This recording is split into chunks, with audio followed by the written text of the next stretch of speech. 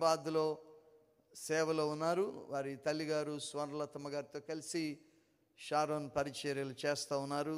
తండ్రి కీర్తిశేషులు రవిబాబు గారు, వారు ప్రభునందు నిద్రించారు. మేము కలిసి ఒక ప్రాజెక్టులో పనిచేసే అవకాశం వచ్చినప్పుడు మరి ఆ మొదటి సిట్టింగ్లో ఉన్న, రెండవ సిట్టింగ్కి వచ్చేసరికి లేరు.